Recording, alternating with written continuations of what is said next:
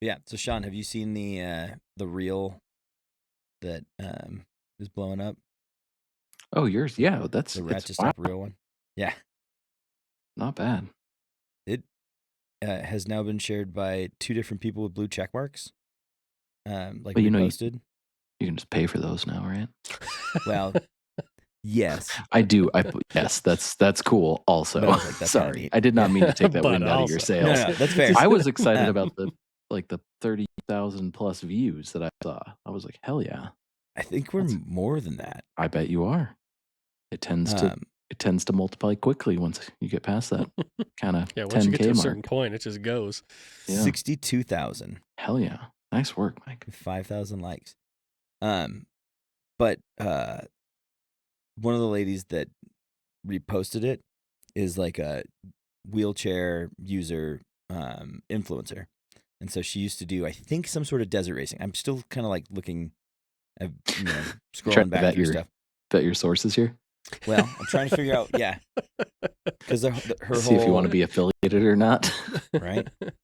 No, she seems really cool, and she's followed by Fred Williams and the Sons of Smokey and all those people that we actually do like. So, but I think she was a part of some desert racing at some point, either before or after. What's the she name? became a wheelchair user. Kara Byrne or Behrend, Behrend, Behrend. That's not a Okay. Yeah, but she's like, this is how I feel about my legs, which I thought was funny. She's a wheelchair user, and the whole song's about pulling yourself by your two front wheels, and so Nice work, Mike. I know I was like I'm glad that she's making a fun joke out of that.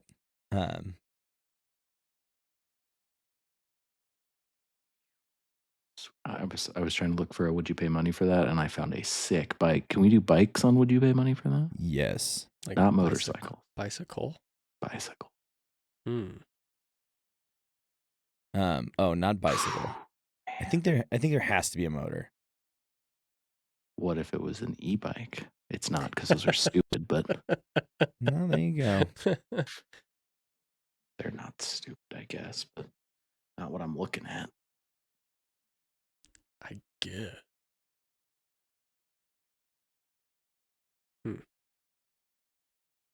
I'm not seeing anything cool. Oh, it's finally getting to the point Would you where pay money for this? we're getting haters. No, I wouldn't. That's Why a nice not? looking bicycle, but I wouldn't. You would not pay any amount of money for this? No, I think bicycles in that price range are ridiculous, and out of principle, I will never buy something in that zone. What? Okay. Sure. Way to really fight for it, Sean. Yeah, I'm not even gonna go down that article or that. I think other people I was gonna argue the entire premise first, and then I was about to defend the price, and then I was like, you know what? Neither one of those are worth my time right now. Yeah, and I don't feel like I'm not going to gatekeep other people from that. If that's a thing that you enjoy enough that it has enough monetary to enjoyment value to you, that's awesome. Go for it.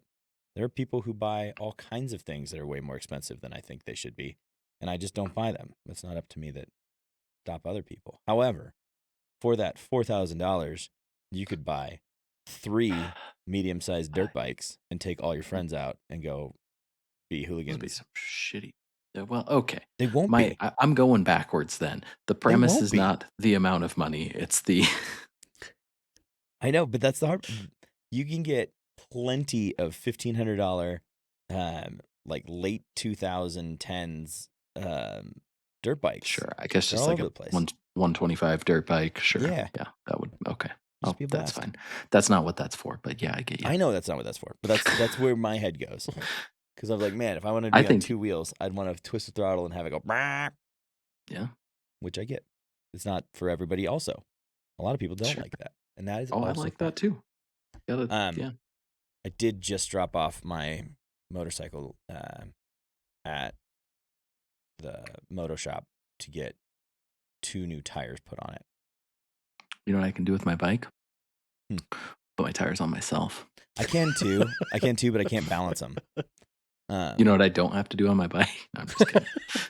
Oh boy, I know. Here we go. And to be fair, as far as money is concerned, I spent probably it was like $7,500 for my motorcycle. So yeah, I was gonna say I can't argue about tires because I'm sure that the cost on tires is probably relatively similar, unfortunately. yeah. So there's that. Well, yeah, and I pulled the trigger because I went in to get a battery because my battery died this winter. And it's like 65 degrees today, and I was going to go ride it to pick up some just stuff and run around on it because it was so nice. And we'd start it, and the battery was dead. I put it on the charger, and the charger said, no, this is a bad battery. You can't charge it. And I was like, what if I try a couple of the tricks where you like add a little bit of power and trick it into getting started? And it said no again. And I tried it. I feel like tricking batteries and being better has become a goal of yours over the last year. Yeah, and it works about 50% of the time. But that 50% of the time, I don't have to buy a new battery. That's nice. Which is nice. So it's a decent enough success rate. I know, and it doesn't take much effort. It just is trying. But anyway, so I went down to the motor shop to get a battery, and those guys are like, well, you could get a lithium battery, and it takes up half the space, and it weighs less than half the weight. Yeah. And I was like, on a motorcycle, if I lose 6 pounds of weight at the seat height, that's a lot more, like the center of gravity drops quite a bit. Like that's a significant amount in that kind of rig because the battery sits up high, be above the starter and all that stuff. So I was like, all right, I'll do it. And it's $59 for the regular battery, but it's like 12 pounds, and then you can get this 3-pound battery for $120. All right, I'll do it. It makes sense. I need it. I need a battery, and the guy said it's got a 5-year warranty too, which is the big seller. Because if it sits over the winter and dies again, I can just bring it back and hand me another one, and they'll send it back and take care of the warranty stuff, which I thought was cool. Mm-hmm. So at that point, he said, "But why'd your battery die?" And I was like, oh, I haven't ridden it all winter. And he goes, we've had a lot of nice days. How come you're not riding it? And I was like, why am I not riding it? And I thought that's a great little question. bit about it. Well, it's because the front tire, the last time I rode it, I want to go ride it off road. That's the whole point of having that dual sport. And that's the front half tire the point, washes out. Actually. What? Right. That's half the point. That's true. No. It's more than half. It's half. The whole point of me getting it, I wanted a dual. 40. But it's No. I bought 90 10 tires, all right? So it implies more than one sport. I have but they don't have to be 50-50. I'm 90-10. I guess, that's true. It doesn't have to be 50-50, but it is dual. Yeah. No, it's street legal. But the point was I got the most dirt bikey street legal bike that I could, which is the Kawasaki, because I just wanted it to be able to get to the dirt so I could ride and not have to put it on a trailer or put it on a hitch mount and strap it up and go do it. I just want to be able to hop on it and go ride.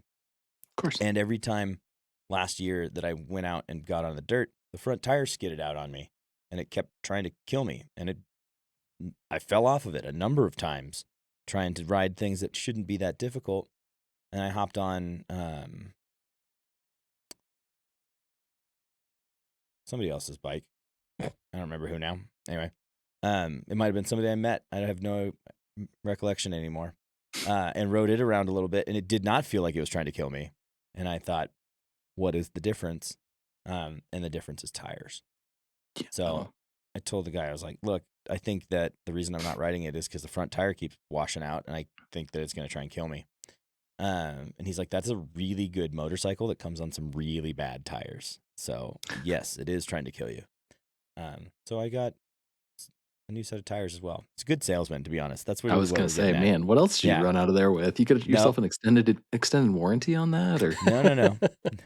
On the battery, it came with it for the price. I didn't have to pay. Not extended. It's just normal. So I upped the tire game on it, and we'll see. I talked to a real estate agent that does like moto racing, the stadium style. Nice dude. I've worked with him a bunch. Supercross? Well, but it's like supermoto, indoor supermoto or something. So it's still got like, Pavement? it's not, what? Pavement? No, it's on not dirt. supermoto. It's a weird, it's supercross style, but it's a thing. I'll have to look it up. Arena cross. Yeah. Okay. Something like that. He or she races motorcycles. Yeah. Indoors. He races dirt bikes indoors. Okay. And there's like logs and stuff, and there's jumps, and there's rocks, and isn't it enduro cross when you have the rocks and the logs involved? maybe. I'm gonna Google it. I didn't. Anyway, they were talking about it, and they're really excited because there's a big the races this weekend they're doing. Yeah, it's enduro cross. Okay, it's so fun to watch because they have those crazy logs. We take Miles. We've taken him the last like 2 or 3 years with Lauren and Dexter and that kind of stuff. We're out of town this week, otherwise we'd be there this weekend. But he was gonna do a desert race out east of town this April, and he's like, "You should come do the pre thing." There's like a poker run / mini hair scramble / thing the day before that is like 30 miles. And then the main race is like 100 miles. And so he's like, you should come do that ahead of time. And like, we'll have pits and stuff and it'll be cool. And I was like, yeah, I might do that. And I'd be interested in doing that. And so then I got thinking about, well, now I have tires for it. We'll see how it goes. I wonder if you're going to need to get a third set of tires for this, though. No. And I'm throwing away. You don't have to have the race tires. See, so yeah, that's right. Well, hypothetically, these are 90-10, 90% dirt. So they're dual sport tires. Yeah. Both sports, but percentage-wise, not 50-50. Yeah, so I've got those. They're going on right now or tomorrow, whenever they get to it. But I'm excited because I hope that it means I will ride it more. Yeah, definitely. I'm also in better shape and some other stuff that'll help with that. As well, but it's good. We'll see. Cool. We started, I'm sure. Like 13 minutes ago. ABR, man. Do you want us? We started the Campfire Password podcast.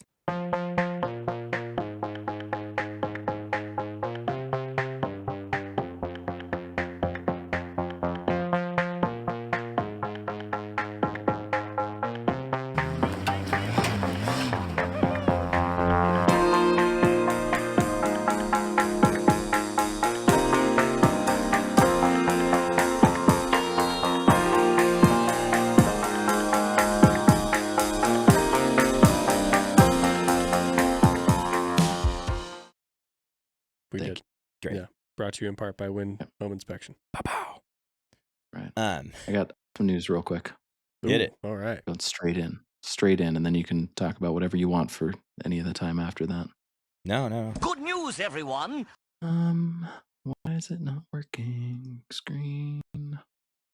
This is good news, and is the most relevant news that we've had in a while.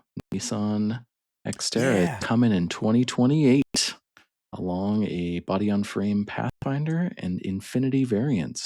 QX4, maybe? I don't know. We'll see. It's fun to use this thing from SEMA as the photo, the lead photo on this Drive article, which is a regular old era with a new Frontier front end, but it's cool. Yeah. It's and Nissan came swinging. Said like the line that I saw was Nissan is back. What the CEO said. Kind of funny. And they've confirmed that they're bringing the Xterra back, and a new Frontier, and then Infinity QX60. Sorry, that's what they're going to call it, which will be the same as the Pathfinder. So pretty. It doesn't look like the Xterra will be body on frame, but it looks like they keep talking about next to or along with or with it additional body on frame. Yeah, that is an interesting thing that I guess if I read through it, it doesn't ever really say. It says that it's a two-row SUV. It'll have a two-speed transfer case. So the implication here is it's not going to be like a RAV4. It's going to be a real SUV. But will it be, like a... I don't know what else it would be based off of. We need Luke for this. Somebody call him. Oh, I would have just thought it would have been the same. Yeah. Somebody... They just use it's just a mid-cycle refresh. Yeah. Yeah. I'm kidding. I saw that and the same thing. I was like, wow, bold claim. Nissan is back. Because the CEO was I laughed at that. I just he did like one of these. Like, yeah. I actually chuckled when I read that. Like, okay. I was like, So that Honda money didn't come it's through. not And he's only like, a I gotta bold figure it statement, but out. it's definitely them.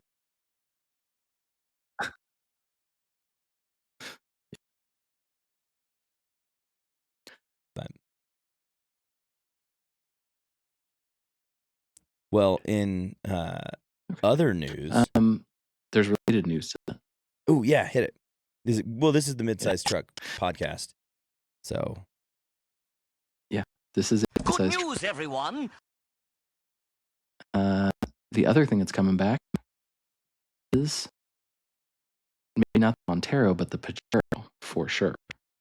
And there's some suggestion in the drivable that it might platform some stuff. It would be quite interesting. The Pathfinder could very well end up being a Montero at some point. But there's buy shots. At least it's not green and at SEMA. And I doubt that it comes to America. Because the Pajero stopped coming to America at Gen 3, but they still had a Gen 4 and I want to say 5 before they stopped doing them. I mean, the 4Runner sells like hotcakes. And there's really... it's just because it says Toyota on it. I know, but there's nothing else... There's nothing else battling it doesn't matter that there's nothing Yeah. else. It just says Toyota on it, so it's going to sell. That's all it is.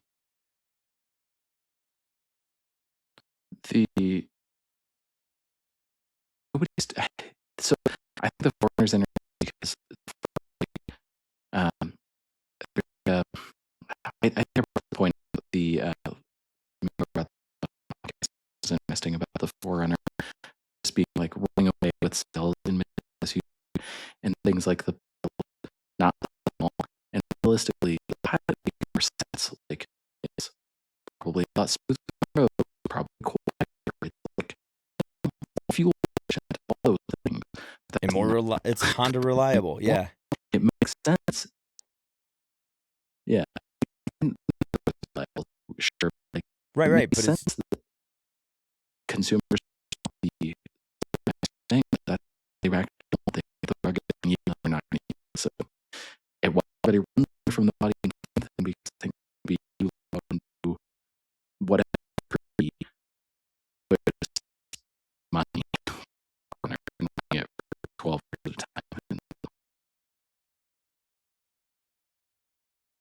All right. I need to let Sean know a technical moment here.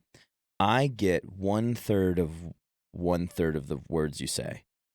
So Yep, I just sent him a message. okay. And I feel bad, but I was like, I want to have a conversation with him. Yeah, And even if it's tough. if he's behind and like we can deal with that. Yeah. But it's now not words anymore on our side. Yeah, when it's that bad, I feel for him because that's something I have dealt with many times at my house because my internet is so finicky at my house for some reason. You do, yeah. Yours comes and goes though, and is it because like more people are getting on and using it at your house? Because that's what I was in my head. I was like, maybe like Well, one of the kids jumped on Minecraft or something. But I mean, there's definitely a show being streamed. There always is during this time. I don't know. It's well, back now. Whatever. it's a really good show this time, and so Yeah. it takes a lot more. Yeah. Yeah, audio's good now, so That was. I mean, I'm sure that the recording is fine. It was Yeah. just the internet side of it that was screwing with Riverside. So Well, and it was hard to understand you, and I was like, Oh, I I bet. think he said mm-hmm. people said- like the ruggedness of the Toyota, Yeah. even though they won't use it Yeah. in the gist of it. But it and that yeah. Yeah. Well, And I was the like, point- yeah.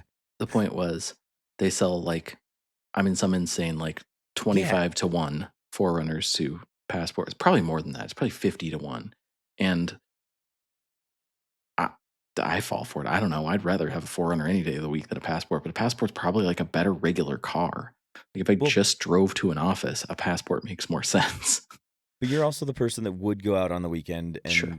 off-road, so it does make sense. But most people aren't. Most people are, going to soccer practice or driving it to bingo. That's my favorite place to drive to. Not a lot of people drive to bingo. Okay. Thought experiment time. Oh, good. Well, we were talking rather earlier. have toes for fingers or fingers for toes? No. Well, getting wacky. The answer is no. Cut off all my appendages. So I got to thinking today. It's never good when you do that. Well, the Miata went from maintaining a nice, wonderful 60 pounds of oil pressure all the time to like living closer to the 30 range when driving and idling down into like the 20s, which I am hoping just fixes itself. Because that's always how that happens. Yeah. And actually, I have a bottle of Lucas oil to dump in there. God dang, We'll see you if that said it makes a before. difference. You said it before I had a chance to say it. I bought it and I have it. It's in the passenger seat. Of course, you had it sitting on the shelf. I'm gonna do that, just see if it makes a change. Mhm. But then I thought, all right, well, what do I do? If the motor blows, I'm not gonna just rebuild that motor. It's a 1.6 liter, no power, not like it revs really nice. It's not worth rebuilding. The amount of money and time and effort. Okay, what wacky ass thing are you thinking of swapping in there? Well, I do have a TDI in the garage Oh God, right no. now. Oh, jeez. Here we go. And so for a moment there, I thought, wouldn't that be kind of neat? No, Probably not. I would beg to differ. listen. It would have have you 5 times the torque that it has now. And have you ever driven a TDI? double? Yes, I have. Have you had a lot of fun when you're doing it? In a wagon for what it is, it's better than it ought to be. I mean, Sean, I will argue that my coupe was fun to drive, Sure. I could see that. enjoyed my Golf. but that was also a much older, smaller, lighter car my with a not the newest, but a newer TDI. But I don't think it was as much fun as something else could be. Yeah. Correct. But it would be neat to have a 300 foot-pound of torque, 200 horsepower Miata if I told you that it was that a revved to K-Series. 4,000. So what? You got a It's not- 5-speed in it. Yeah. And it would make fun diesel noises, and it would be interesting. But that's not really what I want to do. Okay, But it's a thing that I thought about. So this is Sure. the thought experiment side of things. But Where I'm did not. this lead you? Well, all over the place. Comments. Because no. Because if a TDI isn't great, 4BT. Yeah. Oh my God. No, I'm gonna 6-liter swap it and really go all in.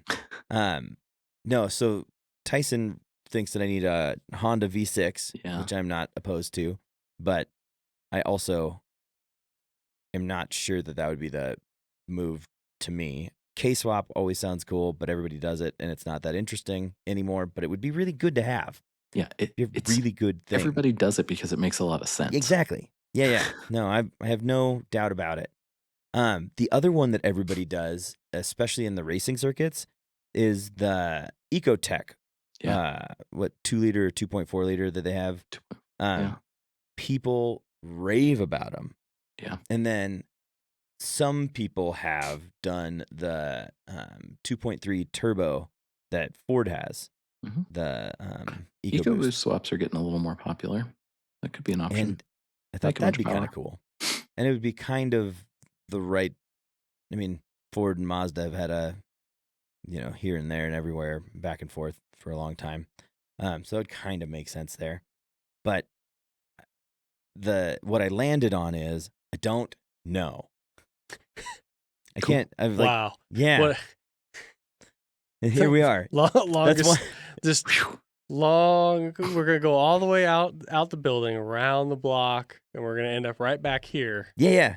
And still have no and that's clue. the answer. Let's expand on this thought process then. Okay. Yeah, that's what I wanted. I wanted to talk to people about it. Mike has come up with something weird. So Colin, on the spot, what's something off the beaten path that you would swap into that? Rotary. So what'd you say? Rotary. All right, that's a pretty good answer. Thought has, I think that's like, but that's a me thing. No. Thought has crossed my mind. Yeah. I love rotaries. No, I've thought of turbo, even for all their faults.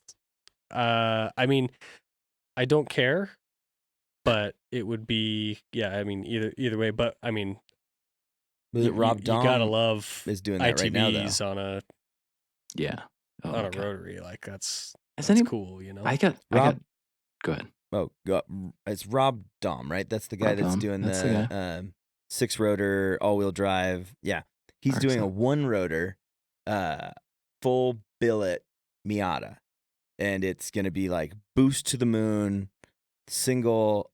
Like he's like, I want to see how much I can get out of a single, like all the best parts in the world, but on a single rotor, and see what we can do with it. I haven't seen it finished yet. They've got it in there, and he's like, "Look, I have 3 guys." He's like, "I have 3 guys standing in the engine bay of a Miata, and I'm holding the block of the power plant for this, and we're gonna see what happens." So that's as far as I've seen it, like done. But I was like, that seems like a really cool idea because the assembly that he will have is going to be lighter than the 4-cylinder that came out of it. It's not going to produce hardly any torque, so you're not breaking rear ends and all kinds of stuff. It's clutch drops at $6,000 will still break stuff. Yes. Yes. Even with you got to do a slipper clutch. Yeah, there you go. They will even with the stock 4-cylinder. Yeah. Yeah. But yeah, so that was an interesting thing. What would your wild motor swap off the top of your head? I think money no object, BMW B58. So modern fuel injection, turbo, straight six, right? More. I don't think it would fit. I think it might. They're not that big. I mean, you can put a V8 in there. So that's that's only 4 cylinders long. Yeah. That's the only thing. I was gonna say, have people done 1Js or 2Js in Miatas? No, I haven't seen it anyway. I mean, I would think that would be something that's happened before. Yeah, it's not too bad. How does it? How?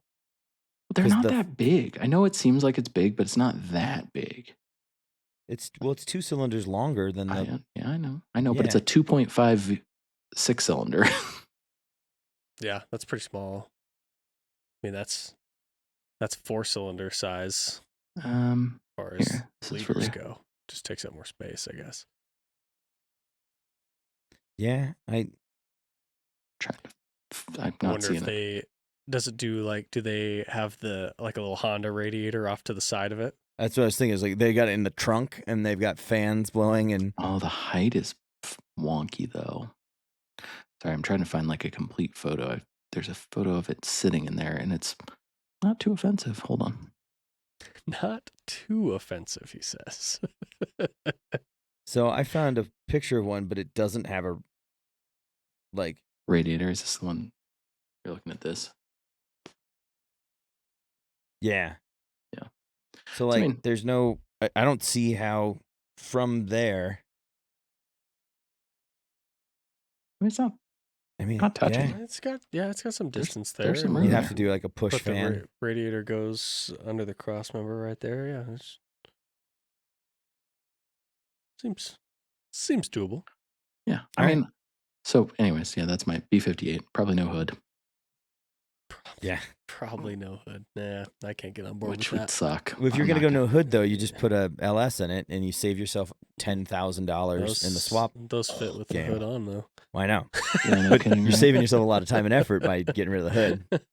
Damn, this Make room actually for the fits pretty turbos. well. Here's one with a 2J in it. Hold on. Does not have a hood, and I can't tell you if that's because the guy's showing off his engine or if it's because It doesn't fit under it. it doesn't fit. It looks like it possibly could fit, but probably pretty close to not. But then that's a little Honda radiator. Yeah, I mean, Oh yeah. it's probably not that much smaller than the factory radiator. You'd be surprised. Well, Hmm. it'd be a riot while it was not hot. Yeah. No, I agree. And then it still comes back to I could get a KA for not that much money. A KA, like K24 Nissan engine? No, isn't there? Oh, you mean just a K series? Got it. K series Honda. Yeah. Okay. Yep. That makes more sense. Sorry. Yeah. Like what? No. I thought it was a weird request, but a KA is a Nissan engine. I didn't know that was a Nissan deal. I thought That's there was a KA24 as a Honda 2.4 liter K series. Get rid of the A. You can put the A at the end. Oh, that's add another number. Yeah. KAs are the like Nissan hardbody and 240SX engines. Yeah, the KA24DE. Yeah. Is the Nissan. Which would be a funny swap in that, actually, because you could probably get one for really cheap. And it would probably be it'd be an improvement. It would still be a benefit. I think you could SR20 heavy. swap it. Yeah.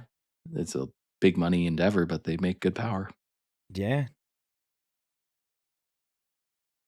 I don't know. So, and then it just comes back to, all right, well, if I do really anything with more power than what I have a 1.6 liter diff. I have the 1.6 liter trans. Neither of those are notoriously strong. The 1.8 liter stuff will swap right in, but it's not also all that strong. And so then you end up like, all right, I got to go find a Ford 8.8. And then now I'm ready for 800 foot-pounds of torque. And so now it's heavier and it's not worth it to then not have a lot of power if you're going to go that far. So I don't know. I have no idea what I want to do with my life. I'm hoping that Lucas Oil just gives me my oil pressure back and I can just drive it for another couple years. Can you still get like a 1.8 for those, like relatively cheap, like sub $1,000? Yes, but it'll break the rear. So then you got to go spend $500 on a 1.8 rear. But really, if you're going to do that, you should spend $700 on a 1.8 rear that has a limited slip that's been rebuilt. And by the time you do that, then you should have bought an 8.8 because it's not that much more. And now you've got a 1,000 horsepower capable Miata. Scope creep. Gotta love the scope creep. This is a problem that you're fabricating. I do this too. This is not me calling you out. This is a problem that you're fabricating for yourself. Hasn't even happened yet. That hasn't happened yet. In every fashion. Every step of the way, it hasn't happened. Yeah. So, like, if you put the engine with 40 more horsepower, you're gonna break the rear diff, but you haven't. I haven't yet. Yeah, so, I know. And there's just calling it out. There's all kinds of things. I just like the car, and I want to do something cool with it, but also I'm a regular person who doesn't own a shop that needs to, build a car for race week that I can ride off on my taxes and yada yada yada. Well, and then if So we're talking about racing, like you start building it, then all of a sudden you outclass yourself, and then real quickly, yeah. all of a sudden you're racing the ridiculous cars. This was my autocross problem way back when. I remember taking my Civic to autocross the first time and being in I forget what the classes are for autocross, but it was this one. It was the class with the guys on, DOT slicks and stuff, and I was like, oh crap! Yeah, because you have Like, coilovers and whatever. Yeah, coilovers, adjustable arms, engine swap, all these things like start getting you up and up and up and up, and then all of a sudden you're like, oh, I can't drive like these guys, and this car is not that. I mean, it's fast, but it's not like that. Yeah, Not I don't fast want to around come with here the and cones. lose every time. Yeah. Yeah. So I don't know, and I think that if I really got down to it and I was gonna build it, and I was gonna take 2 years with it in the garage and really put the screws to it, I would probably want to build it for something it's not designed for, and then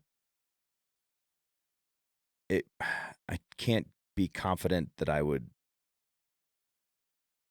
not go too far. You would. I would. Yeah. It'd be have an 8.8 and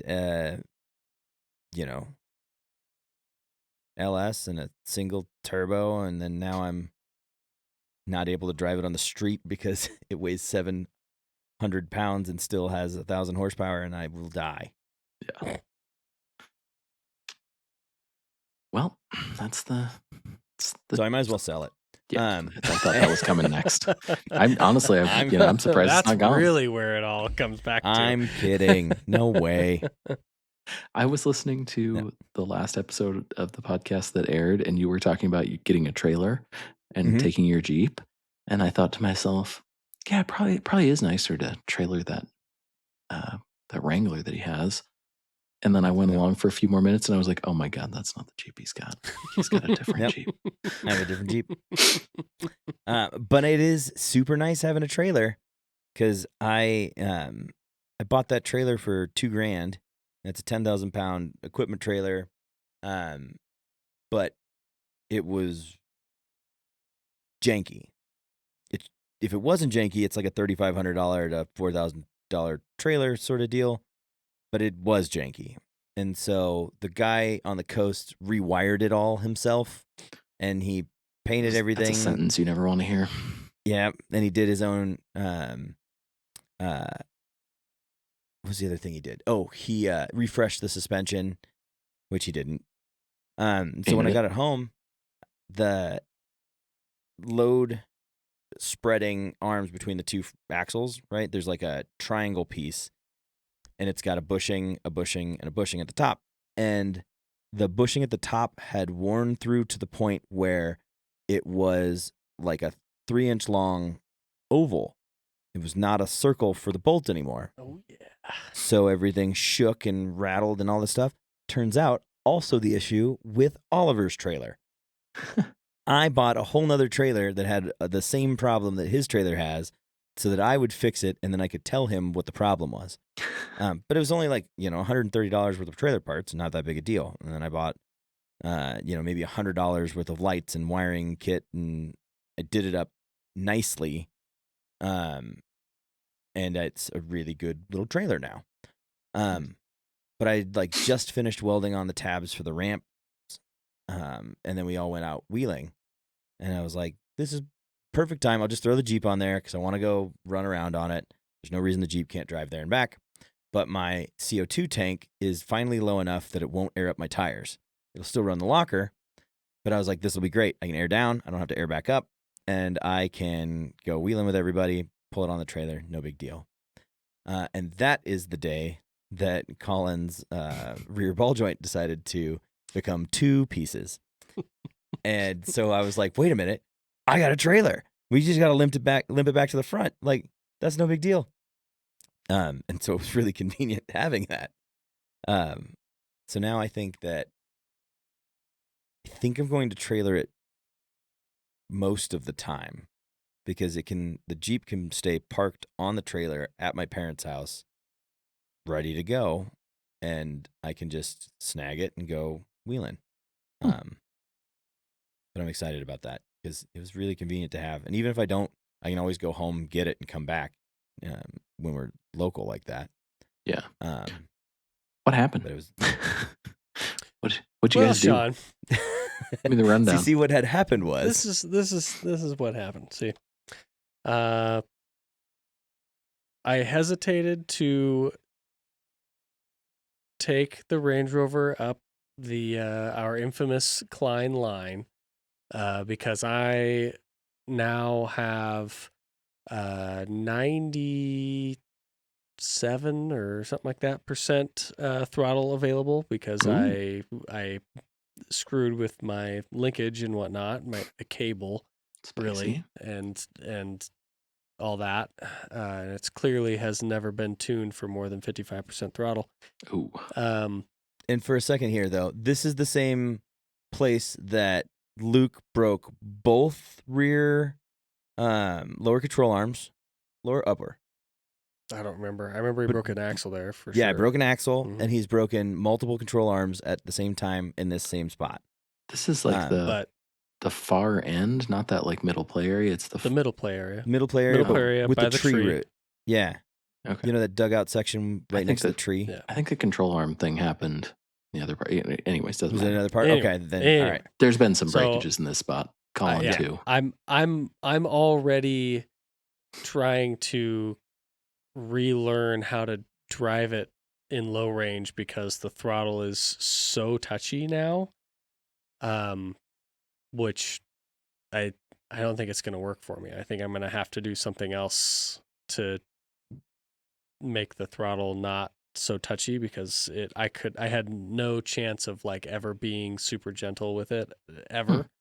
It was like the lightest amount of throttle and it jerks and goes. So, but because of that, I didn't want to take it up that, but everybody else was doing it. So, of course, gotta do it. Nobody asked me to do it. I was just like, well, everybody else is doing it. I might as well go up there. So I roll up to it, and everything seems fine. It does the same things that it did the first time I tried it, but I had more tire pressure this time, which was probably part of why it didn't just go up it. Yeah. You were what, like 15 pounds or something like that at the 15. time? Yeah. And then loud pop, and there was like somewhat of a bang, like that I felt and heard. And everybody said that I had blown up my rear drive shaft, which didn't make any sense to me because I wasn't putting any power down, for one, because it doesn't have power. For two, I wasn't like reaming on it by any means. I was being pretty gentle. Yeah.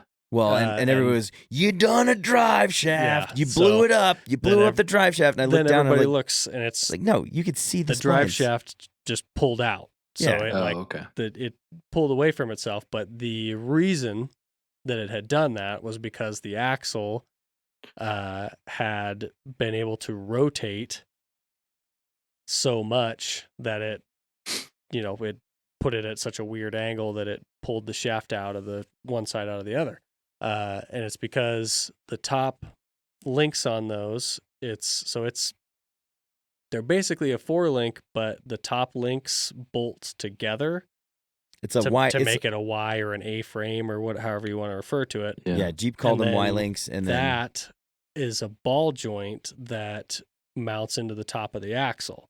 That's crazy. Well, that mount on the axle ripped off of the axle, so it was like it had put the ball joint basically vertical, which with the ball joint at that kind of an angle, it then pulled the ball, it separated the ball out of the joint side.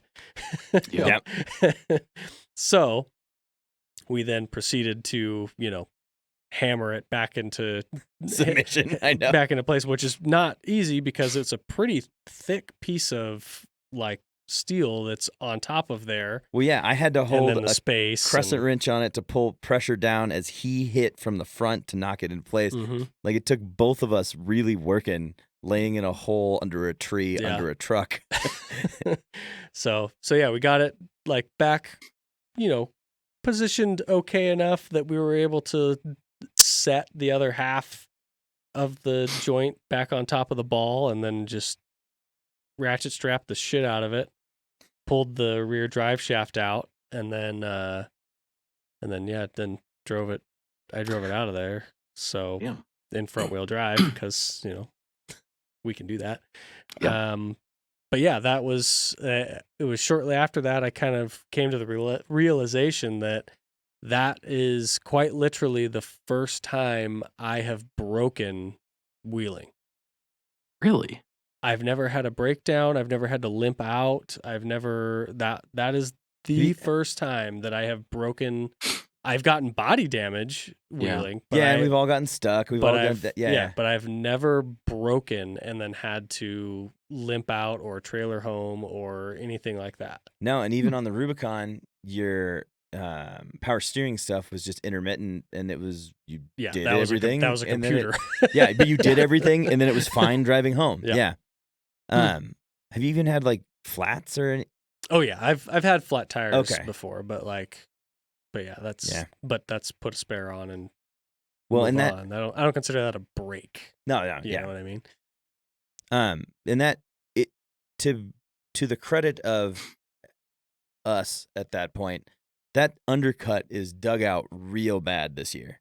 It is really it's bad. only gotten deeper, so yeah, and it's one of those things where we had just watched a couple people struggle on it, and then we watched this Ford Ranger on tons with a doubler and a 5-liter pull up to it, and he just slow crawled it. It was just beautiful, and like never slipped a tire, never came out of like first low. It didn't barely bog down when it hit the wall, and he just went just nothing. Yeah.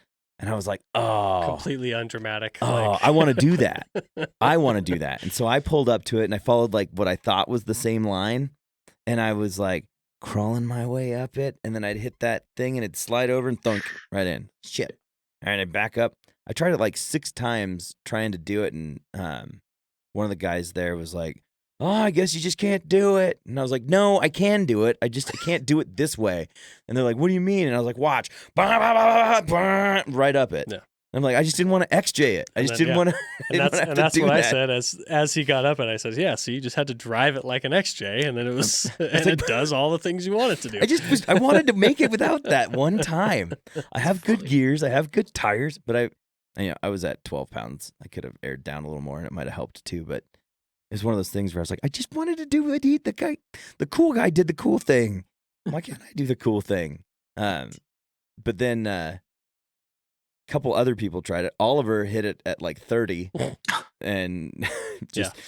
But he drives the Ranger like it's an XJ, right? And it performs like an XJ. Well, and gets equal body damage. He had to go up to the top and use a chisel and a hammer to get his door to close. Yeah, because he got out of it. He's crunched his rocker even worse on another spot of the trail.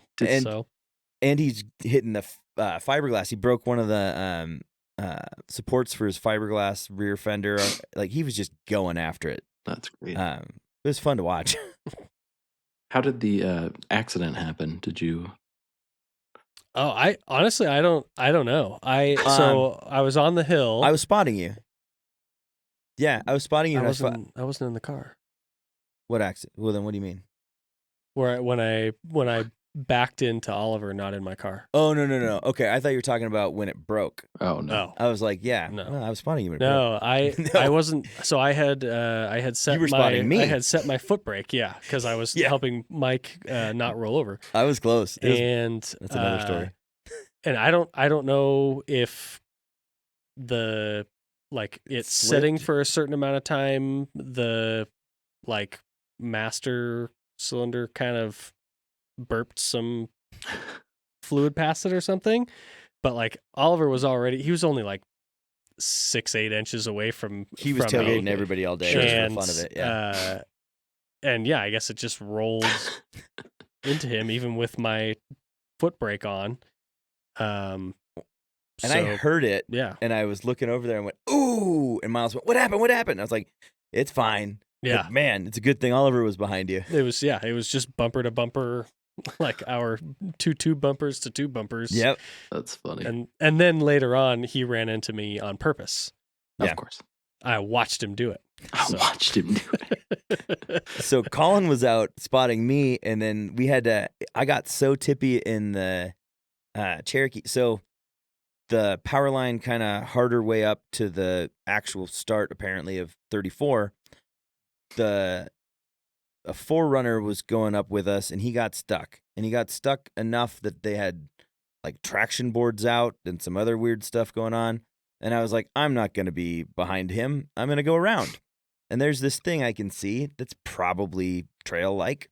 I will try it. And I got real tippy real fast. And I ended up in a position where basically it felt like there was no weight on the front tires, and the back was squatted all the way, but up against a rock. And so it felt like if the back tire made it past the rock that I was like up against, it was going to try and go. It was going to try and slide down, and I was tippy enough that I was worried about that. Sure. And so I was like, all right, this is the first time that this has happened, but Miles, get out of the truck. And Tyson ran down and opened the door for him, and he climbed out and up. And it was one of those things where like he could stand like on the door and stand vertical out. And I was like, oh wow, geez. we're really tippy. And then when he got out and Tyson went to close the door, he was getting ready to slam it, and he went, oh, he looked at it and he went, click. Like he didn't want to slam the door because he was worried it was going to push me over. Oh, jeez. Gasoline was pouring out of the filler neck on the tank. So I was really out of it.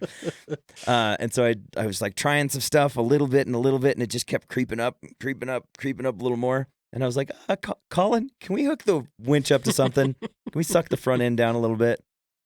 And as soon as we did, and we stuck the front end down, it just went bump, and I was able to drive up it and out, and it was all just fine. But I was like nervous. Yeah.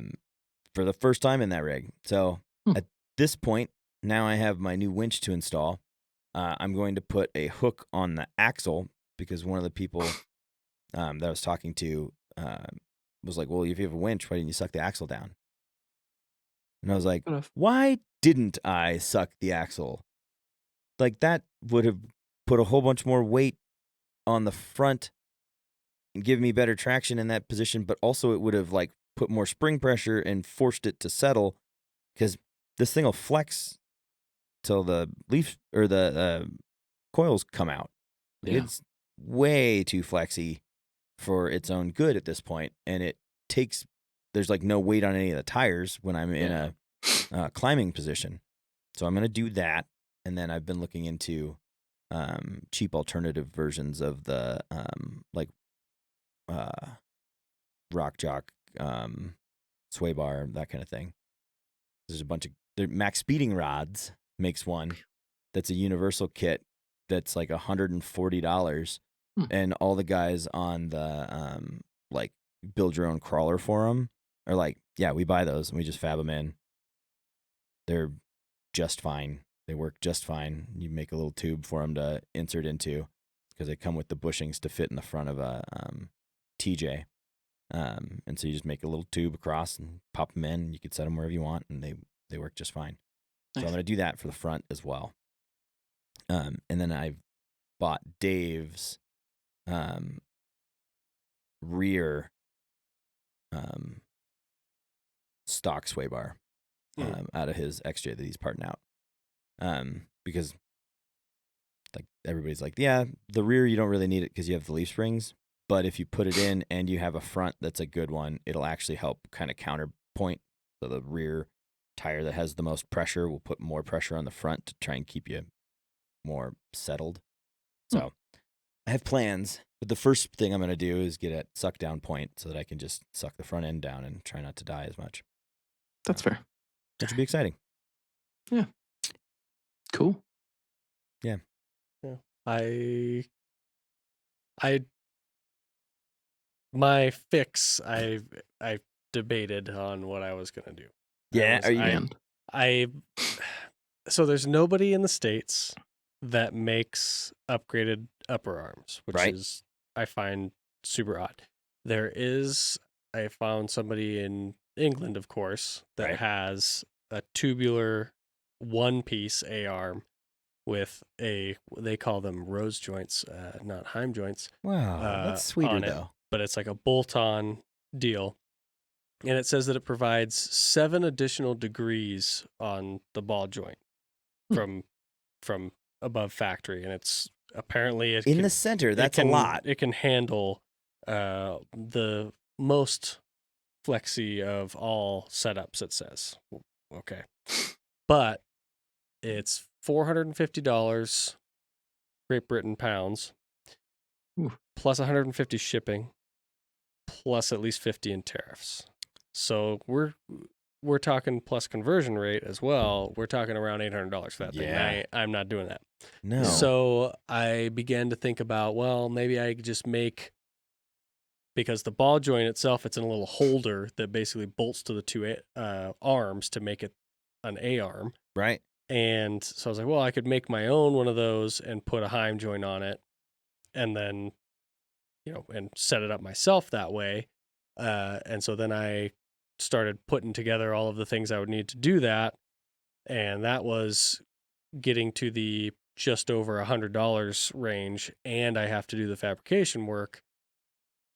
And then there is a quote high angle ball joint replacement for it that is a greasable ball joint that is capable. So, and here's the other thing. And that's probably helpful anyway, though. Nobody uses the same factors. So that A-arm company, they say, oh, well, it's 7 degrees more than factory, but never says what factory is. The high angle ball joint says that it's capable of 47 degrees, but it doesn't say how much more than factory that is or what factory is. And then the factory ball joints don't say what they're capable of. So I have no idea how much better degrees. it is, or if it's or if it's better than the that A-arm thing. Right. But it was still slightly more expensive than I wanted to because the ball joint itself is only like a $30 including shipping thing. Yeah. This ball joint is $150, but it also comes in the little like housing that bolts to the A-arms, and it presses into that. So I just had this picture in my head of I'm going to get that thing out of there, and then I'm not going to be able to get the fucking ball joint out of the housing, and I'm going to be pissed off about it anyway, and I'm going to end up having to buy the one that comes with a new housing. So I just bought the whole. So okay. I just bought the whole thing. Whatever. I'll do that. I feel like that in combination with I've already got the A-arm drop as well. Yeah. That it should fix my potential issue. And angle, I don't think angle was the issue anyway. So it was. Because what it's doing is that ball joint is getting maxed out and lifting the whole axle off the ground essentially. And so as it peels the mount for the ball joint away, right, then it made the ball joint go even beyond its so that's angle. what. So it was jammed up, and then because it got to that point, you're talking about all the times that it's angle. kind of bent before, and then today or the day that it broke, it was already because the angle was so extreme. Because I was like, you weren't flexed in any direction at that point. But it was really it was torque at that point. It had probably been tearing away the whole for the whole trail, and then in that moment, when we were under there, we were looking at it, and like there was straight up rust on some of the like tear points. Like some of it had been torn for a while. Yeah, the axles. Yeah, the axle is not the least rusty. No, but it was like inside. So like there was a weld on the top, and then there was like another spot that was like doubled up almost. Mm-hmm. Yeah, and that was like where it's a big thick yeah piece on there. So yeah, I'll be cleaning that off and everything. And I took the opportunity to spend up and get something else too, because I was thinking I wanted to get it as well, and it's from the same place and save on shipping and yada yada yada. Mm-hmm. While you're in there, so if you're gonna put a turbo on your Miata, you're gonna have to do an 8.8 swap. So I got so I already have a diff cover on the front, but I don't have one on the back. The nice thing about the Land Rover diffs is they're the same front and back. Oh, really? Okay. So I'm going to take the one from the front and put it on the back. And I got the more Billy Badass one for the front. Yeah. That like it wraps down around the front of the pumpkin and bolts to the third member so that the tie rod for steering passes through it. So then that's nice. Protected as well if I were to run my diff over a rock. On that front one that's going to be the rear one now, is it going to wrap up enough? Could you do another tab off of it to help support the ball joint? Would that be something, or are you just going to fab your box so that your box is stronger? I wouldn't want to connect it to the diff guard. The diff guard. No, I mean the ball joint like mounting plate that you have there. So the plate that ripped. Yeah. Would you come up? I'm going to figure out how to potentially reinforce the front. The hard thing is I have to be able to get to the nut. Right. To tighten it. That's why it's open on the back. Well, that's what I was thinking. So that was like, if you did a come off of that that diff cover, let's say, and you have a fairly thick tab that routes in and can bolt through that. So now you have bolt in essentially spot, but even that would still be a pain in the ass to get to that nut. I don't know. There's got to be a way to support that better. Yeah, I'll just weld stuff. Yeah. Yeah. The diff cover, it's like so like the diffs on those, they don't have a cover that comes off. No, I know. So it's like the Toyota ones, but it's got like but that end, it's like a 2-inch bump out basically. So it's like the typical diff covers for those that are like, you can get them everywhere. They like clamp around that ring. So it's just like a bolt at the top that like springs it tight around it. That's what's on the front. So I'm just going to put that on the back. Put that on the back just so that it has protection. Because if I run that into a rock, it's like, well, now the housing's and it's fucked. And it's stamped steel. Yeah. So I, at the very least, would have to pull the diff out, hammer it out from the inside, and then plate it on the outside. So it's just like, nah, I'll save myself before I actually need to do anything with that. So, well, on the welding front, I put 2 D-rings on the back of the trailer, so now we have somewhere to strap the rear of a vehicle down, because we kind of didn't before. We had one stake pocket and not enough opportunities. So I did that when I got home, and then I added 2 drop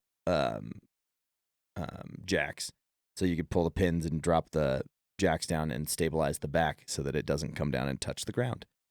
Sean, but that was so nice for driving onto it. It's not good for my truck.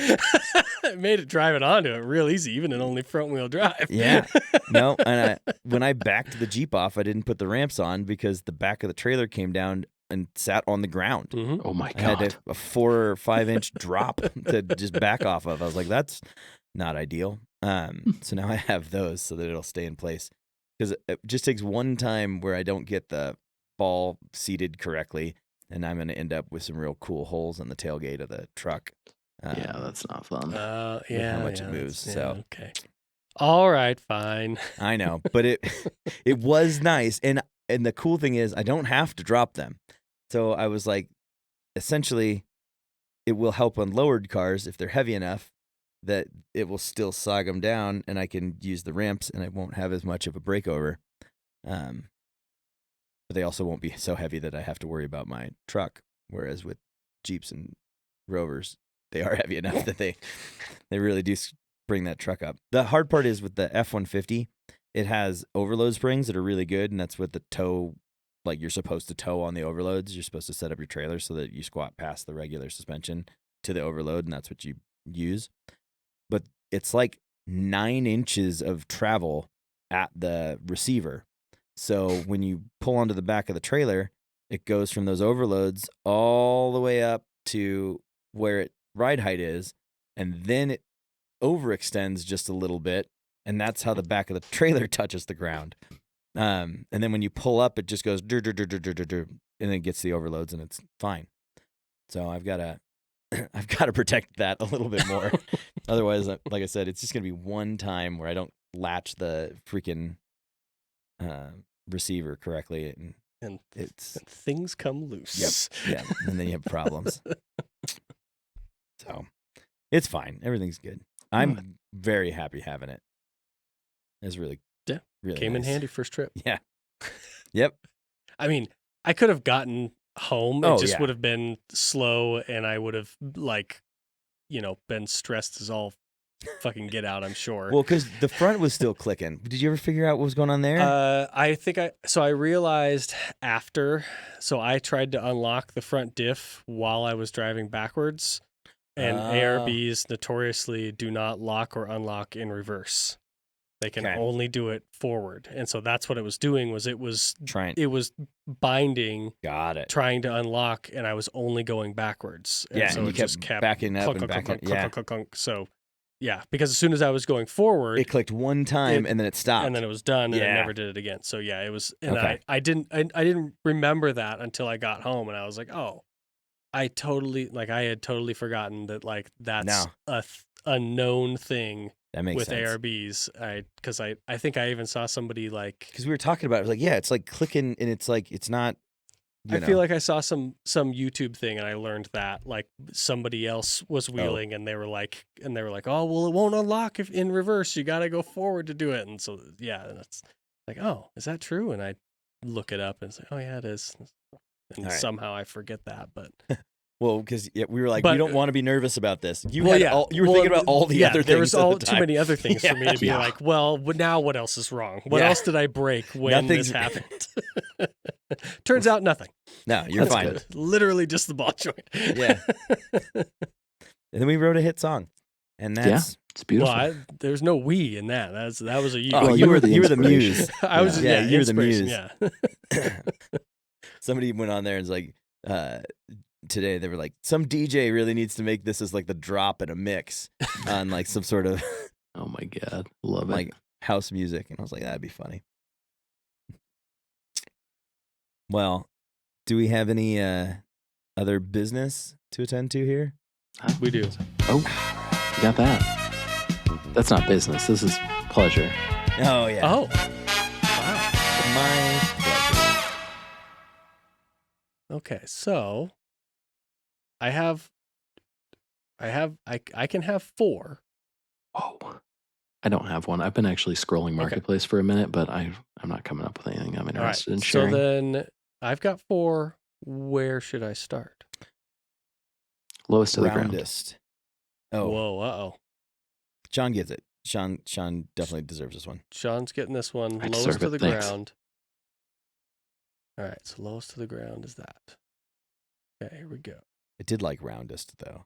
Yeah, I mean, honestly, this applies to both. All right, okay. If I'm being, this definitely applies to both. What I have here is a 99 Peugeot 106 GTI. Let's see. It says that it's a recent import from Japan, modified 106 GTI S16. Modifications include fender flares, bumpers, spoiler. Whoa. Oh, what are we buying? Mike's sending me stuff. mid podcast. He's I didn't know. In my head, it's going to your phone. I've sent a couple of things to your phone already, and I wasn't even thinking about it. Let me cause some more problems. Flares, bumpers, spoiler, possibly Maxi N1. So he doesn't know what kit it is, but it looks like a Maxi N1 kit. Stefan BCW deep dish wheels, a header, Remus muffler, short shifter, Peugeot Sport Tac, Coney shock absorbers. It's got a 1.6 putting out 120 horses. That's fun and practical. Is fun and practical hot hatch. 13,000. Happy to answer questions. There's a lot of pictures. I'm excited to see them. A time to see the car. Great blue color. I'm 1,000% in, by the way. And I'm a fan of our photographer as well. They did a good job of. This would have been in the readers section of Max Power, no doubt about it. Oh, it's amazing. For sure. Yeah, at that angle, I am also in already. We can I learn don't more really about like those it. But flares, if I'm real honest, but that's cool. That's fun. Pretty damn clean inside. I like a 206 a little more, but this is cool. Yeah.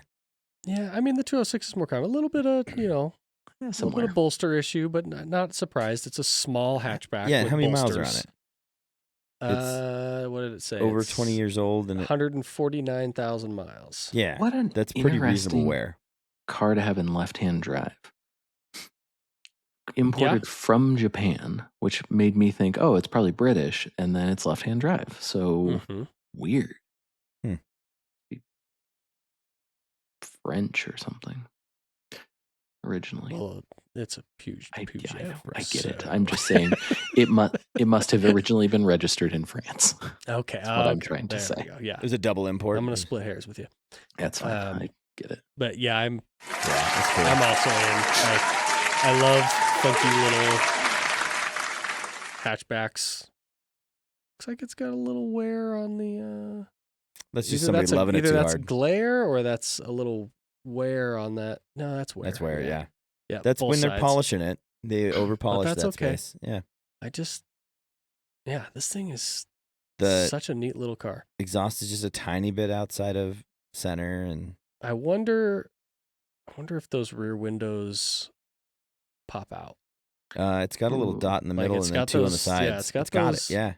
The dots that make me think it might. Those got to be wing windows. Oh yeah, definitely.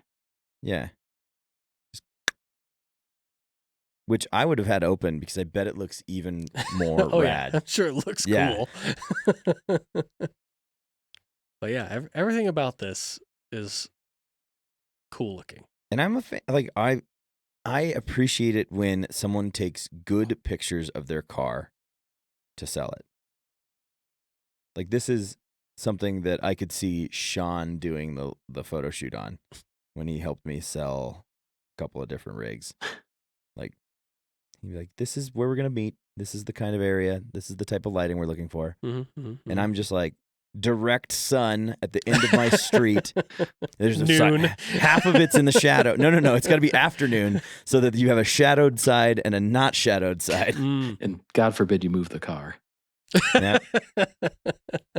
I will give Sean credit for that because I took pictures of the Ranger and it wasn't the right time of day, but it was freshly detailed and I needed to get it done because it was supposed to rain the next day. And so it was really sunny and really bright.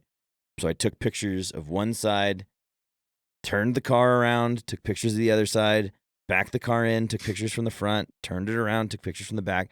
And I was like, Sean would probably be proud of me for paying attention to the light, where the shadows are, and making sure that I get good pictures of this. And then I did a video walk around of it to kind of like show, because it wasn't. And I still haven't gotten on board with doing that with anything that I've sold yet. I know that it really does move it up. Like it, but yeah, it moves it up in the algorithm. Yeah. So if you don't do one, your stuff stays further back. But I did it, and Miles was laying in the bed of the truck while I was doing it. And he hops up and goes, "Oh no!" and pops back down. You just see like a leg for a second in the back of a truck, and hear a child go, "Oh no!" And then I'm like, "That'll help it sell." All right. Well, my next lowest and next roundest is a '86 4Runner SR5 with fiberglass, hence the roundness. Oliver should get that. Maybe he already 200,000 miles, it says, manual. Homemade front long travel. So homemade front long travel with 10-inch, 2.5 king coils, temporarily mounted. Rear suspension still stock. 22R, runs and is converted to propane. Okay. Has 20-gallon auto gas tank in the back. Interior is mostly stripped, other than the seats.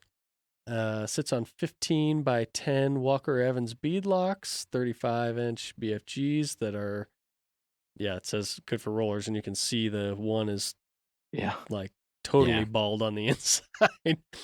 Includes a spare, but never ran, but old 35-inch on a Walker, so a matching wheel. That's nice. Truck is a project, needs finishing. but has a lot of good parts. For the right price, I will include a lot of extra parts. Extra block that has been machined 30 over with new pistons, few extra heads, all of the parts from LC Engineering to build a mild performance head, so larger valve seats, seals, rocker assembly, etc. A pair of beard suspension seats. Beard. An extra set of doors, probably more that I can't remember at the moment. I love it when it's there's probably more I'm forgetting. Yeah, you get there and there's less. Happens. There's less than that. Yeah, always less. Mm-hmm. Oh, I had that one bucket that I gave to my buddy that had the head in it. So. Oh yeah, no, you know what? Actually, I sold half of those things already because people asked me. I went looking now that you're here, and yeah. So it's this thing's cool. The interesting part is that it's a 4Runner with all the fiberglass stuff. Like that's what caught my eye, because the fiberglass on the back of the 4Runner is interesting. So it's a custom front setup. Is it 2-wheel drive? I was curious about that too. Actually, based on the price, especially. Based on the price and the fact that there's this propane tank. It looks like it has locking hubs, though. Well, but the diff needs to be so over to one side. That's how the do back. How do you get that much movement? I mean, people long travel them. Setup. That's a nice long travel control arm.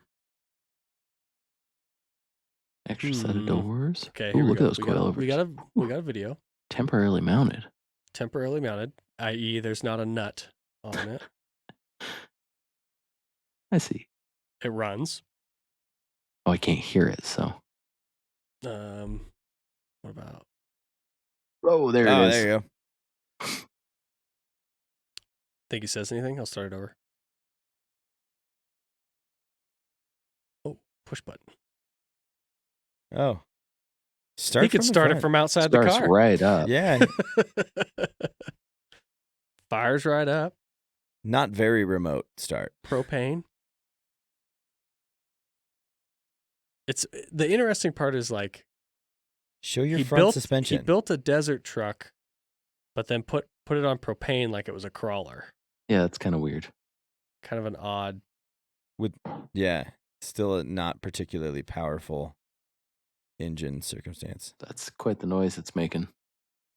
Well, I think that's because his phone is trying to protect the hearing. It's doing the like sound cut. So I want to see the front suspension better, because the jack's in the way for me to be able to see if it's got a CV in there.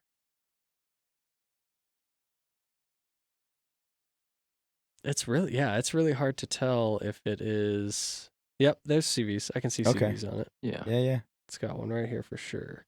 So yeah, it's 4-wheel drive. So then does that mean he centered the diff housing? No.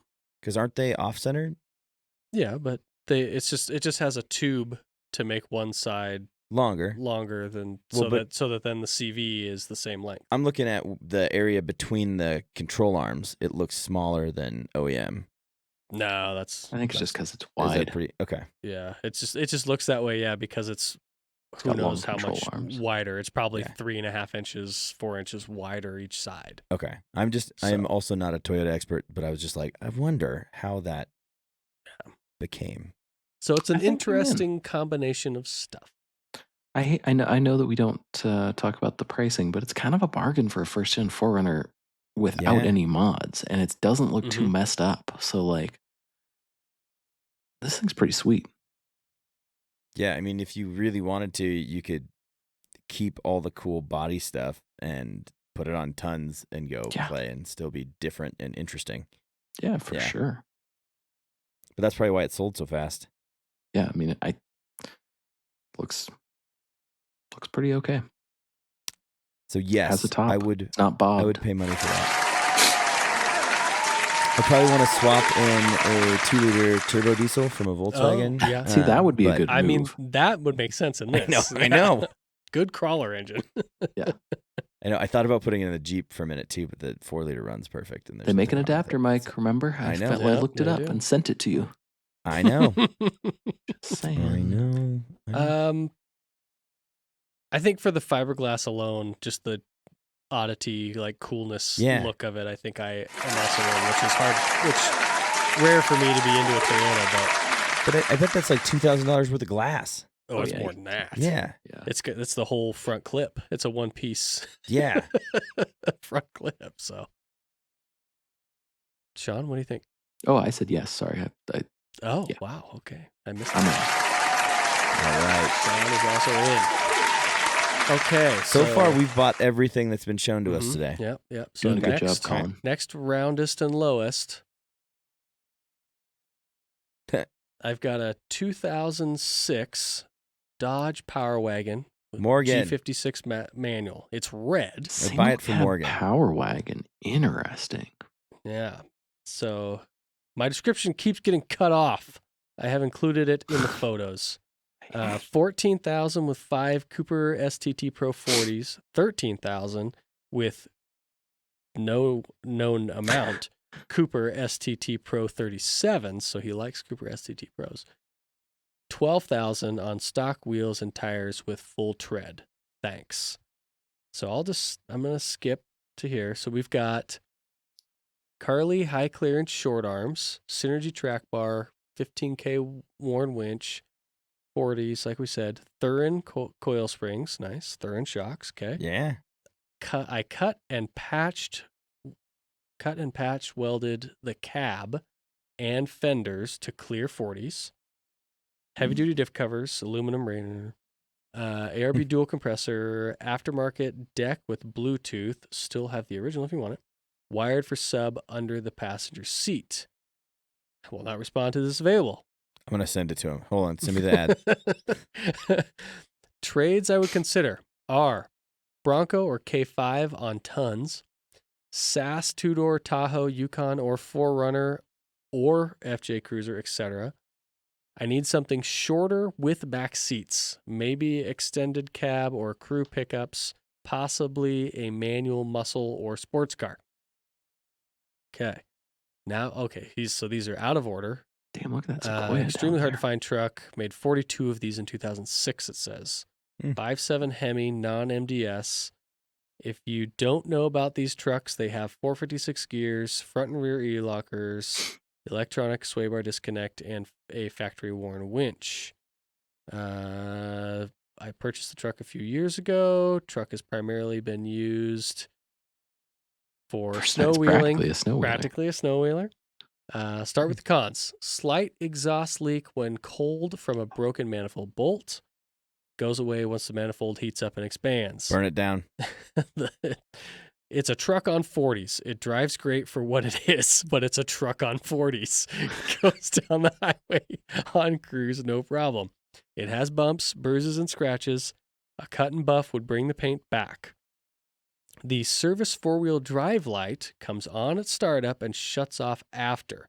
It's a common issue on these trucks. It does not have any effect on the locker's sway bar or four-wheel drive working. Okay, so that's all of his description there. It is red. It's an 8-foot bed that never has to be made. It's got, like, he cut the front bumper up and put a little tiny tube jobby underneath it. He's got a dog. I do appreciate the dog. You know, he's ran it with a CVT tent on the bed at one point. Could have put 2 of them back there. Oh, yeah. Could have. They make those look real small now, yeah. Had a damn double wide on there. Flip out one on each side. Oh, yeah. Got his full-size buddy. Yeah, full-size K5 buddy. Oh, leg cramp. Hold on. Shit. Oh,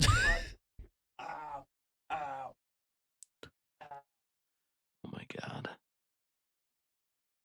That's a cool truck. Yeah, I just really wish it wasn't a long bed. And also really wish it wasn't a Ram of this generation. But yeah, the Power Wagon thing is cool. I've had a soft spot for the Power Wagons for quite a while. I think that's a cool thing. I didn't even know they had single cab versions, so I believe his low number for sure. right. That's not the best looking cut. Well, I mean, it It's is and fine. it isn't. Like, it's at least he's cut it and replated it. Oh, I see. That's inside where the well. cab is. Like, Yeah. that's you know, Yeah. putting the effort in. There's a It's a classic manual Dodge also. God, those interiors are just Those interiors fall apart so fucking easy. Is that? You see the crack in the dash? Yeah. Man, yeah. So I'm gonna say no, because I would, if I was gonna do something like this, I would build it out of a Ford. I'm surprised to hear you say that. Are you really? Yeah. Yeah, I'm surprised that you say no. Yeah. Yeah. I'm also a no. I hate long bed manual. Learn something about me, I guess, at this point. I despise the front end on these. Like, I think that they are an abomination. Because when they refreshed them, they did the mid-cycle refresh, and you're like, look, see, it didn't have to look that bad. And it's not like that one's great, but it didn't have to look this bad. And then the next generation of these trucks actually looks pretty good. Yeah. And they're not that much different. Exactly. Nope, I'm with you there. I despise. And the interiors are like 1,000% nicer when you get to the next ones. I mean, that's not hard. I know, the it's Dodge crazy. interiors have been crap for such a long time. Well, and this era, it's like the generation before this generation, like they were so like I don't know that I've seen a intact armrest in ever these things. Not once. Or a dash. They don't exist. Those dashes are made out of the hopes and material prayers. is so bad. We used to break them all the time.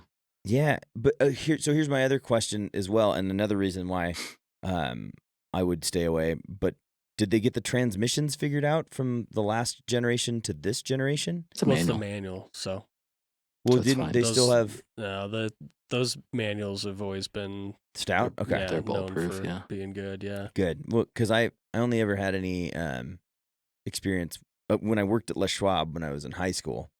They put 5 transmissions in a Dodge truck, and I worked there for less than a year. It was never back for more than like 3 days. It was nuts. So I cannot appreciate or trust. I'm also no. Just because it's red. I mean, that's the one of the biggest reasons. Yeah, is red. But yeah, it's cool, but it's one of those, like Sean said, it's like it's the right stuff, but like just wrong enough of a platform start point that like it doesn't get it over the line for me. Did you say that while I was dancing around with my leg cramp? Because I don't remember hearing that. That sucked. Yeah. Yeah, I just can't. I can't get past that.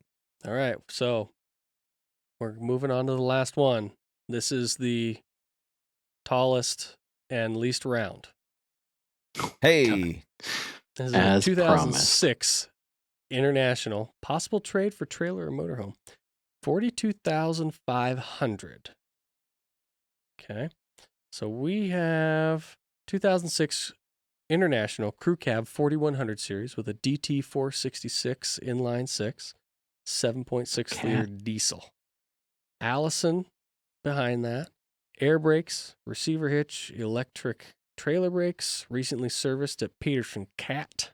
Very dependable. Reposting after a buyer wasn't able to come up with the money. Set up to haul 3 bikes, side by side or Jeep. 11-foot, 6-inch open bed length. Truck total length is 35 feet. Hold on, though. Wait a minute. Let's stop for just 1 second. If you can fit a Jeep, how come you can only fit 3 bikes? I could fit way more than 3 bikes anywhere a Jeep can fit. 3 all point at the right direction, or the same direction, all point at the maybe. same direction, yeah. Large camper slide out, equipped with new queen and twin bed, stove, microwave, refrigerator, freezer, heater, air conditioning, tankless hot water system, inverter, charger, toilet, sink, shower, 2 televisions, generator, camera system, CB radio. I have driven the truck to Eastern Tennessee and back, and it's ready for another trip anytime. Located in Salem, Oregon, 42.5 cash, or open to possible trade or part trade for motorhome, travel trailer, or 1-ton dually pickup. Yeah. So it's white. It's got 4 doors, and it's got Honda livery. I like that on the camper. I like that part. Yeah. All right, I feel real weird putting my Kawasaki on there, but I would. Yeah, that's quite the unit. Old yes. school. And it's a Oh, I rollback. see. Yeah. Do you see? I don't feel like You could. He's saying that it's got 3 bike stands on it. You could fit more bikes on there, but he's saying he fits 3 bikes on it. I get that, but Or You can put side 10 by on side. there. you're like it can fit 1 motorcycle, which Or is a Jeep. technically correct, but also it could fit 11 motorcycles. Like Interior's, pretty clean. It's for well racings. appointed. Yeah. 4 cup 2 holders. big old captain's chairs, and then in the back it probably sits 4 wide or some shit. Crank windows though. We got to save weight. Yeah. Yep, 4 4 across. wide. I was right. Yeah. Seating 4 wide in the back. Man, that'd make for a real awkward ride with 3 people. You have to figure out which Who's which middle you sitting want. close. Yeah, It's which the middle? urinal conundrum. Yeah. It's better inside than I nice thought it little was Okay, going to camper. be. got some Yeah. tile inside. Okay, It's a nice little Got camper. a shower. Kind of an interesting Layout? setup that this bed is where like a table should be. Yeah. They have to elevate them on a slide out like that because it's supposed to fit in like a regular truck bed. Yeah, but I wonder if that. So like that probably folds up, and there's probably an elevated table that would normally be there if it Mm. wasn't a bed. We had a weird setup in our first camper. Fridge is there Didn't on slide that out. side. Yeah, it's a great little camper. Not Looks bad. comfortable. Wood ceilings. Fridge freezer. That way Yeah. you can bring your ice Yeah. cream. Yep. Shitters in the shower. You can shit and shower. Oh, here we go. Here's his He's using Google references. AI. He's got reference about the references, yeah. DT466 about how fucking great it is. Yeah, Huh. it's quite the unit. There's no denying that. Old school Honda. All right, here's where it comes off the rails for me. Mm. A full-size truck with a full-size camper and a trailer. Yeah, but then you got to tow a trailer. Who Yeah. wants to deal with trailers when you could just have a rollback? Well, you don't have to bring your trailer everywhere is the difference. You can leave your trailer at home sometimes or somewhere like this. In this case, you've got a trailer hanging out behind you all the time. And I don't Yeah. know that makes as much That sense means you to can me. camp whenever you want. It's got electric heat. It's kind of nice. It's like straight out of your house. It right looks there. like a cadet heater. Yeah. Those are I- actually, a lot of those are propane.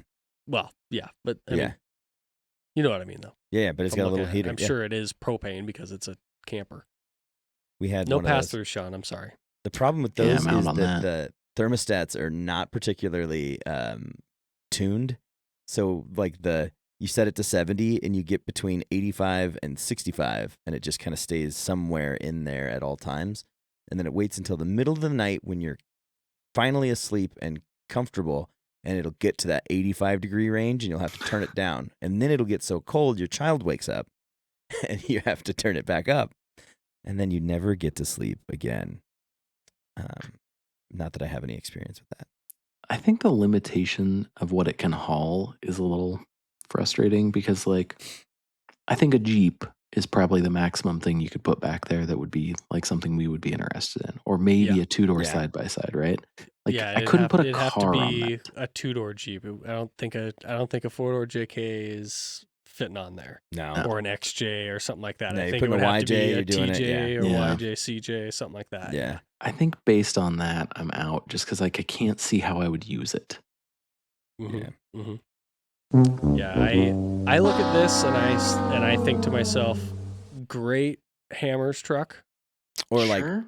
yeah, buggy because you on could the put a crawler on the back and then Mhm. tow a trailer still. Yep. But outside of that, I'm with you. I would struggle to find reason like how I Baja. could use it. You take some Yeah. bikes down to Baja It's to go like- hang out at the It's Baja like 1000. too Or, yeah. specific. Yeah. Yeah. Yep. Not a great exactly. camper, not a great hauler. Yeah, not Yeah. a great off Kind of roader. the worst of all worlds. But Yeah, so it is cool. It's cool. But Yeah. So yeah, I'm also out. Almost like a 2-door manual transmission, long bed Dodge on 40s. Yeah. It's just wrong. Yeah, all these things that are Of the here wrong are era. cool. Yeah, all these things are cool. I just don't want it. You don't want it. No, I don't. Okay. I wanted to want it. Just want to make sure I got it. I wanted to want it. I might take a picture of this livery and save it for some day in hopes that I could do something like that. Put it on your Miata. Yeah. Old school Honda. Just an old school Honda Miata. Yeah. Oh, Then I definitely have to K-swap it. Yeah. That would be the sign. Or I'd have to KA swap it at that point and really throw people off. A Nissan and a Mazda with a Honda livery.